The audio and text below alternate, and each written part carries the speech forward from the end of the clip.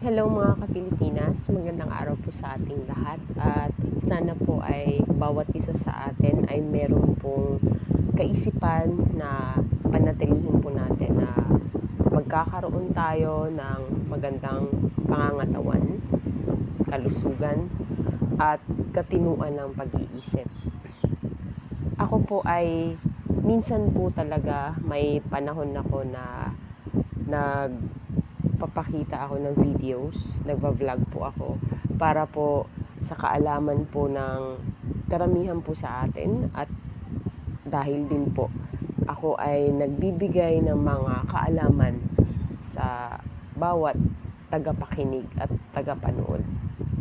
Nawa po itong aking pagsasalita sa harapan po uli ninyo ay magbibigay sa inyo ng hindi lamang po kaalaman tungkol sa latest or updated events na meron tayo or kinakaharap or dinadanas po dito sa ating bansa, sa kung saan man kayo sa bansang Pilipinas, nasa Mindanao man kayo, nasa Visayas man kayo, or nasa Luzon man kayo. At ang nakikita nyo po sa harapan ng video ko ay isa pong sombrero ito na bigay po sa akin noong panahon na ako ay sumali or sabihin po natin I joined the hakbang ng maisog po doon sa Liwasang Bonifacio. Mag-isa lang po akong nakasama roon kasi ang aking pong asawa ay may trabaho nung araw na iyon. Dapat po kami talaga ay lagi po kaming magkasama pag sa mga ganitong klase ng event na napupuntahan or pinupuntahan namin. Subalit yun nga, sabi ko nga sa inyo, meron siyang trabaho nung araw na iyon. So ako na lang yung pumunta.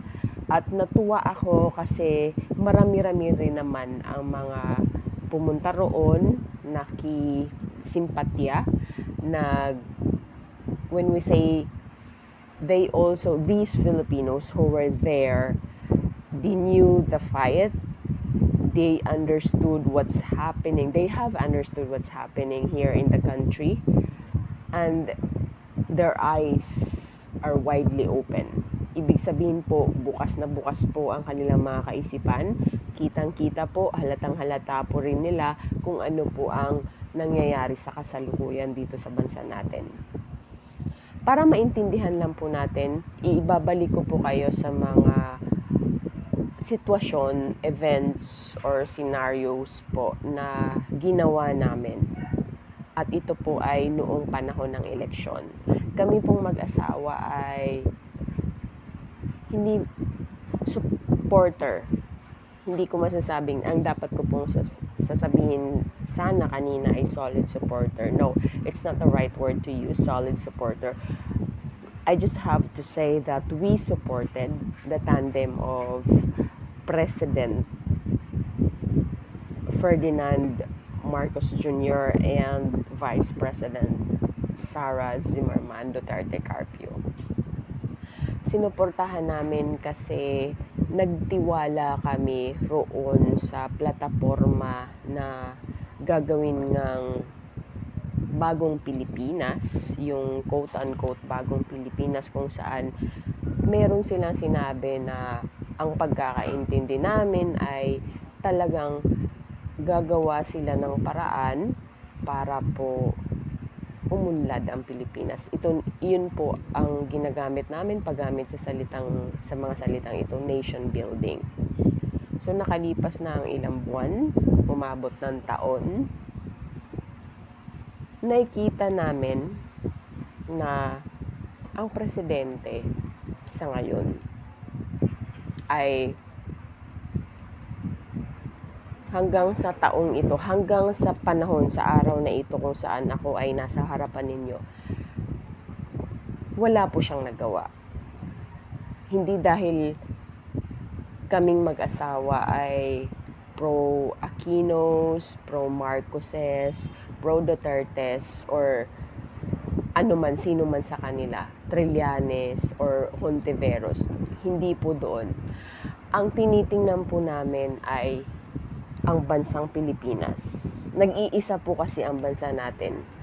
Nag-iisa lang ang bansa na pwede nating tirhan hanggang sa tayo ay tumanda, hanggang sa tayo ay dumating sa punto na hindi na natin kaya, magre-retire na tayo.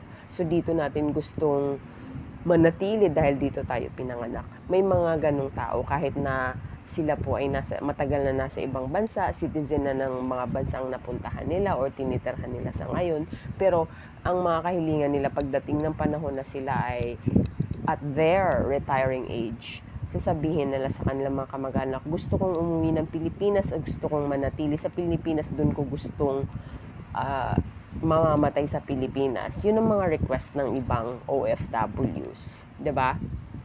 So ganito 'yun. Ang sa amin hindi dahil sa ito yung grupo na sinusuportahan namin kasi mayaman sila, kasi nagbibigay sila pag election pag campaign election, nagbibigay sila ng malaking halaga ng pera, or meron silang mga 2 kilong bigas o 5 kilong bigas na binibigay kasama ng kape at saka mga delata. Hindi sa ganun. Tinitingnan naming mag-asawa at sa mga kapatid namin kung sino yung may nagawa para sa Pilipinas. Kasi sa tagal ng panahon, ilang taon na kami ngayon, simula nung bata kami, hindi namin naranasan na umunlad ang Pilipinas maliban nung panahon ng FPRRD administration. Kasi meron talagang shift, may pagbabago. Kahit konti, nakitaan ng pagbabago na papunta sana doon sa pagyabong, doon sa pagunlad. Biglang dumating naman yung pandemya. Kaya yung pagyabong na yun na unti-unti na sanang naumpisahan yung biglang pagyabong na yun medyo na suppress sa Tagalog ay naharangan dahil sa pandemya. Pero kahit sa pangyayaring yun ng pandemya, meron pa ring ginawa dahil nga sa leader mismo nag-uumpisa yun Kung meron talagang will, kung merong, what's will in Tagalog? Kung meron talagang kagustuhan na ito yung gagawin ko para sa bansang Pilipinas, para naman doon sa nation building talaga. Lagi natin gamitin yung word na nation building. Meron may ginawa ang leader para kahit sa panahon ng kahirapan, sa panahon ng kagipitan tulad ng pandemya, tuloy-tuloy pa rin yung proyekto na sinabi. Kasi nung panahon ng eleksyon nga, that time I was out of the Philippines. I was working overseas. So, I heard from news, I watched news before during FPRRD's administration and leadership. He was able to act what he said during the campaign election. Lahat ng mga sinabi niya roon nung campaign election, ginawa niya. Hindi man lahat talagang 100% na nagawa, naging successful, pero may ginawa siyang aksyon. Ibig sabihin, lahat ng sinabi niya noon nung campaign election nagawa niya. So compared to this administration na in social media, there are videos showing that the president is having cocaine sessions. It's very popular internationally. Lahat ng videos na yon na pinakalat na sa social media, maraming tao na po globally ang nakapanood nun. So, ano ang maaaring epekto nito sa kaisipan ng bawat Pilipino or kahit hindi mga Pilipino na what I mean to say, people living here in the Philippines, even they are foreigners, and then those Filipinos living in another countries because they're working there. And since it was shared socially, it was shared through social media. A lot of people, a lot of nationalities have access to that video. So, meaning to say, meron silang perception na base dun sa visual na nakikita nila. The video was not fake. Gamit nila, may nag-check, may nag-fact check doon using a site na nag-check kung ang isang video ay fake o hindi. So, napatunayan naman yon at meron tayong kilalang vlogger nga na tinatawag na si Maharlika na the video was authenticated twice. So, hindi siya fake. So, ito ngayon. Tayong mga Pilipino, maging mapagmatsyag, maging mausisa. Ito sinabi ito nung panahon ni FFPRRD. Tayong mga Pilipino may karapatan tayo at maging assertive tayo dahil may mga karapatan po tayo. Alam natin na bilang Pilipino, meron tayong katangian at may kaugalian tayo na mahiyain, nagdadalawang isip, at meron tayong yung halimbawa, nandun na tayo sa lugar, tapos bigla tayong magbaback out. Yung tipong ganun, pag nag-aalangan tayo, it's a party location. And then, you will see that, oh my God, a lot of people are there, and they're very happy, they look like they're rich, and then you're gonna back out. Kasi simple ka lang, yung ganun. It's still part of shyness. Ganyan ang mga Pilipino. At ang mga Pilipino, tayong mga Pilipino ay, sabi nga, ng ibang lahi, na meron tayong mabubuting puso. Malalambot yung puso natin, mabilis tayong magpatawad. But we need to understand we have to use our brains, our mind. In this case, especially, we have to use our brains. Maging matalino po tayo. Kasi ang hindi ito sa kabuhayan lang natin. Hindi ito sa personal nating pakikibaka sa buhay. We are talking about millions of Filipinos, millions of lives of Filipino children. Sa atin, kaya natin adults na tayo Paano yung mga kabataan na ang nakikita sa social media, yung presidente, ganito nakitang merong hinit-hit, merong sininghot. Yan ang nakikita sa social media, 'di ba? So, may iba, depende yan kung paano titingnan ng isang tagapanood. So, presidente naman siya, okay lang pala na maging ganyan na sumisinghot. No, it's not okay. You know what are the bad effects of using cocaine? Alam nyo ba kung ano yung masasamang epekto nito? Ang paggamit ng illegal na droga, pag-aralan nyo man yan, i-research nyo man yan, tanungin nyo sa mga guro ninyo, tanungin nyo sa mga magulang ninyo, kahit sinong tanungin nyo, maraming masamang epekto ang paggamit ng illegal na droga. Yan ang dapat ninyong malaman. You research. At ito, kung ikaw ay isang leader nga, supposedly, if you're a leader, you're not supposed to use that. Kasi sa pagiging leader, kailangan mong matuwid yung decision making mo. Kailangan pag-isipan mong maigi. Kasi you're not a leader for your family. You're a leader for many millions of Filipinos. And take note, children, mga kabataan, yung kinabukasan ng mga kabataan yung dapat mong isipin. And the country itself. Kasi maraming nakatira sa country, sa Pilipinas, sa inang bayan na to, maraming Pilipino. So ikaw leader ka, panindigan mo yung sinumpaang tungkulin mo. You raise your right hand for that. You had the oath taking, right? Ganyan, simple lang yan Bilang professional teacher, bilang professional nurse, after taking the exam, you pass the exam, and you are a registered nurse, and you are a licensed teacher, may sinusumpaan tayong tungkulin. At gawin mo yung trabaho mo.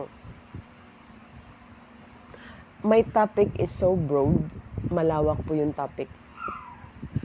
I am just saying freely what comes to my mind. This is just so spontaneous.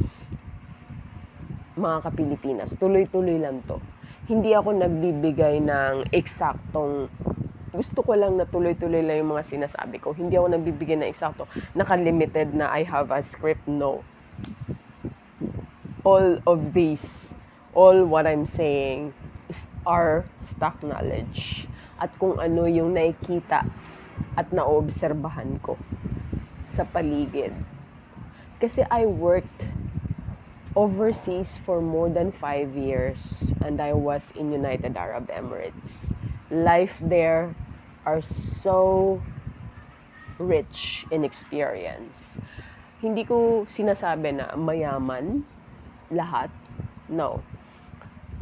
Kaya tayong mga Pilipino nangingibang bansa. Maraming mga Pilipino ang nangingibang bansa dahil dito hindi sapat ang kita.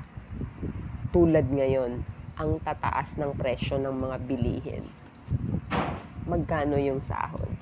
Merong sumasahod ng just 12,000 pesos, 14,000 pesos, 16,000 pesos. Sinasabi ko sa inyo, 30,000 pesos a month, hindi po siya sapat. Lalo na kung meron kang gustong bilhin sana na pares ng damit or kaya pares ng sapatos. You cannot afford it. Yung 1,000 nga, hindi na kasya sa isang araw eh. Sa 2 tao. Kaming mag-asawa. Ang 1,000, magkano na lang yung matitira kapag kami ay namamalengke? 150, sometimes more than 200 pesos. Dahil sa tataas ng presyo ng bilihin, umuupa pa kami. Kaya maraming mga Pilipino nagkakaroon ng pangarap, nagkakaroon ng motivation to go outside the country para magtrabaho, maging alipin. Actually, this is still a part of the word, salitang slavery. Kasi nga, nangingibang bansa ka, nagiging slave ka sa ibang bansa. It's not your country. Kahit nga dito sa Pilipinas marami dyan nangangatulong, merong amo dyan.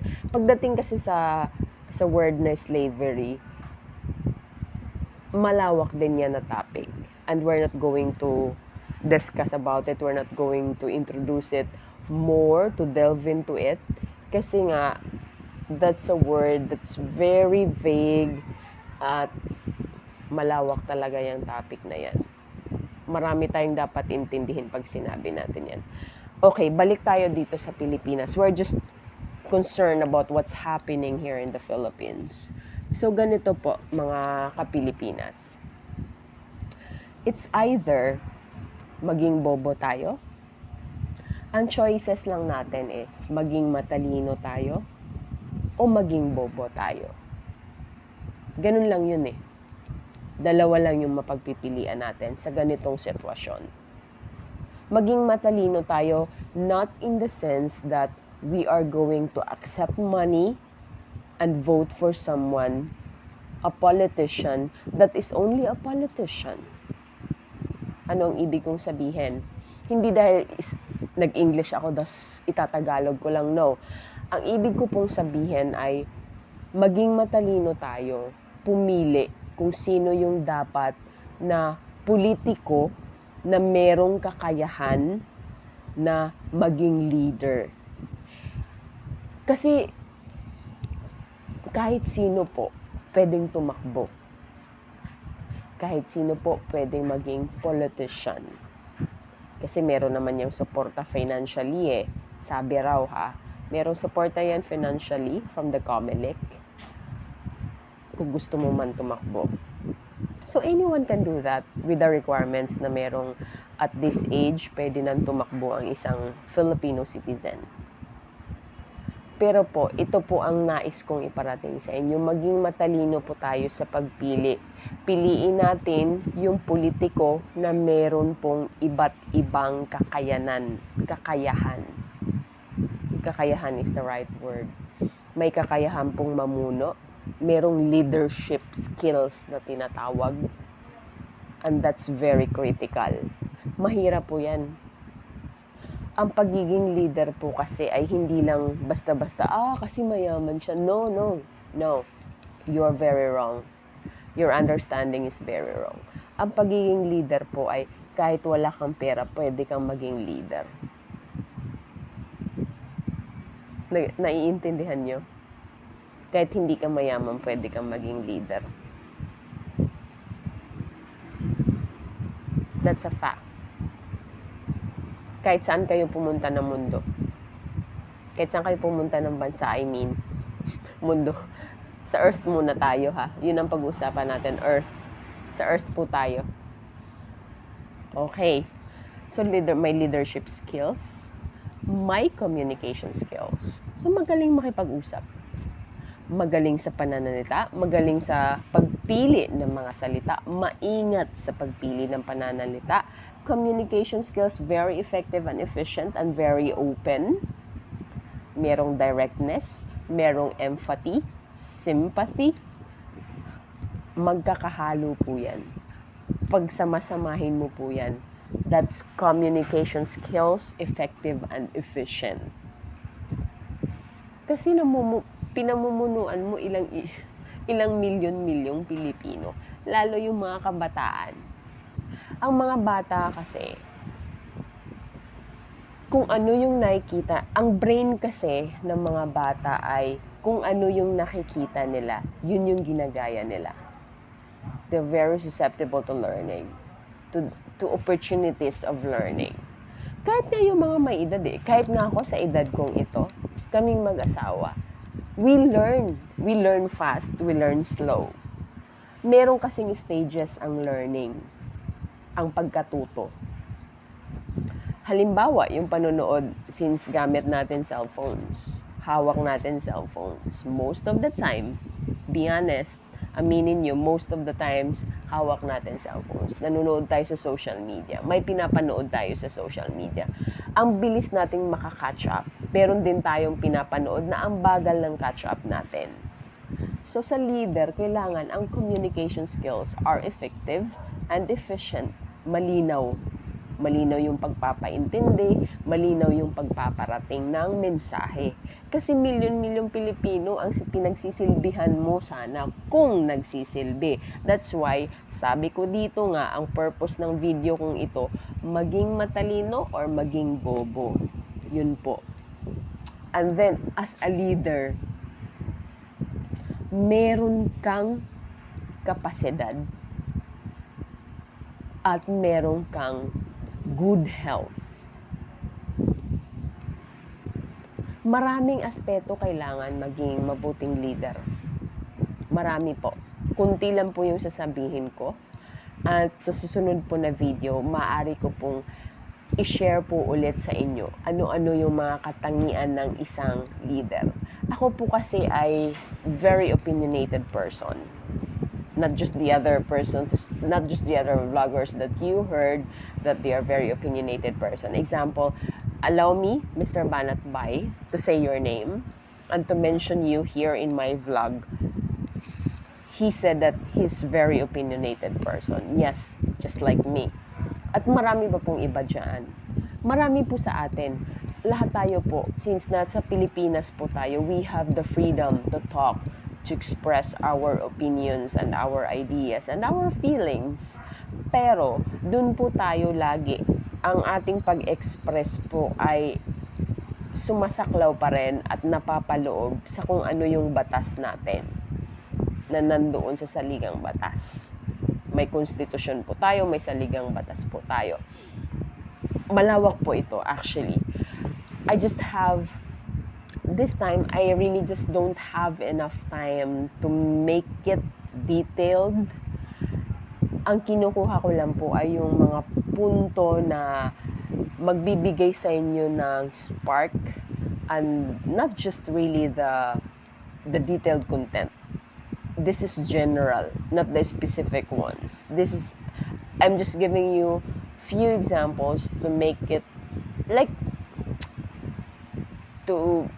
specific in a bit. But in my next video, I will be making my explanation and my presentation more specific and detailed. Ngayon kasi naghahabol po ako ng oras. So ito po, mga ka-Pilipinas, maging matalino po tayo or magiging bobo tayo. Be wise.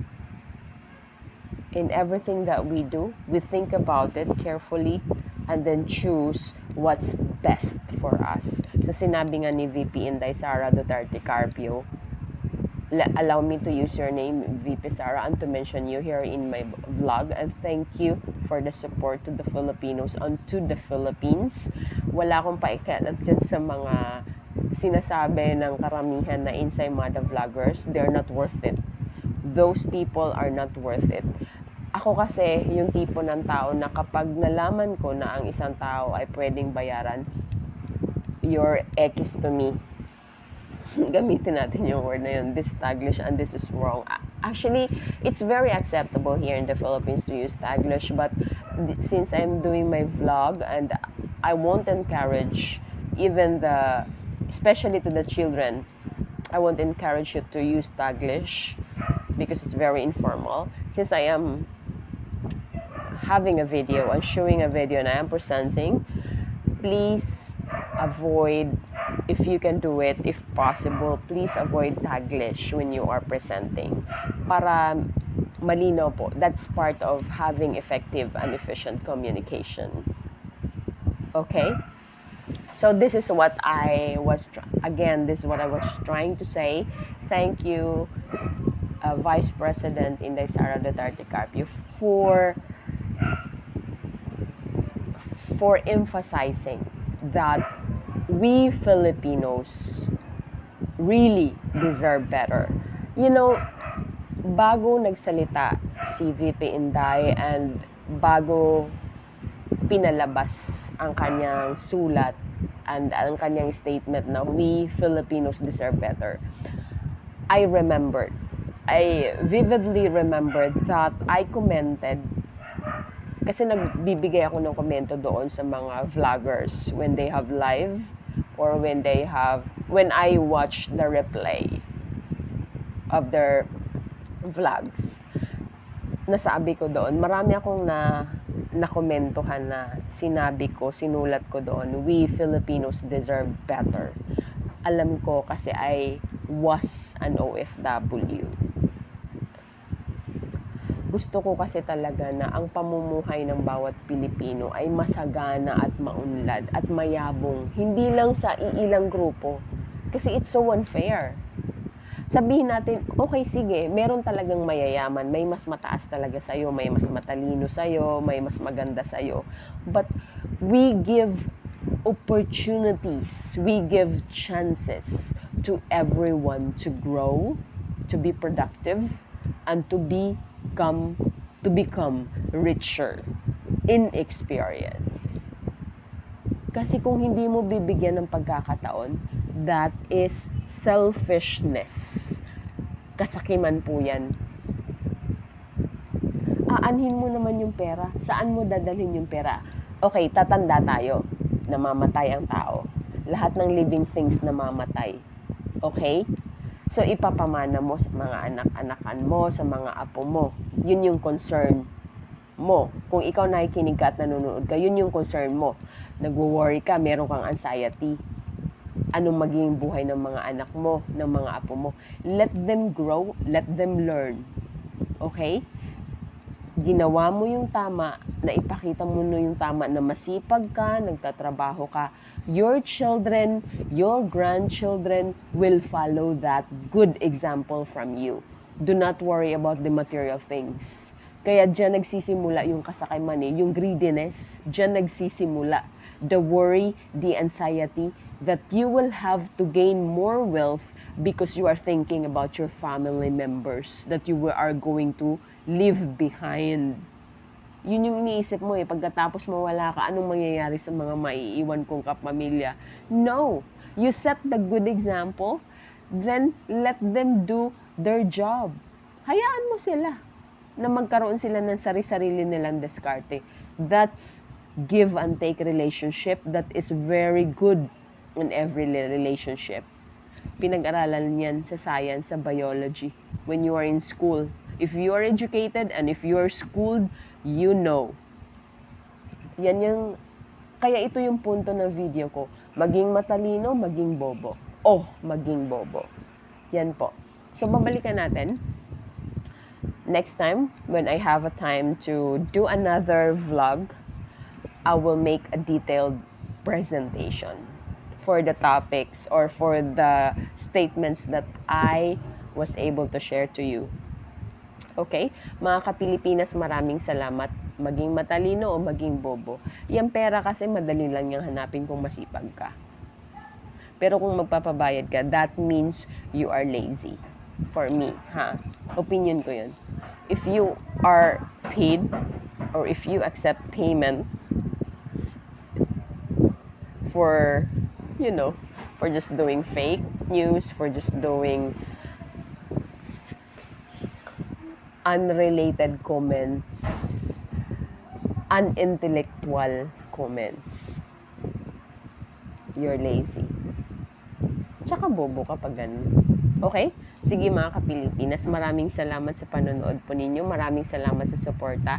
Mahalin po natin ang Pilipinas.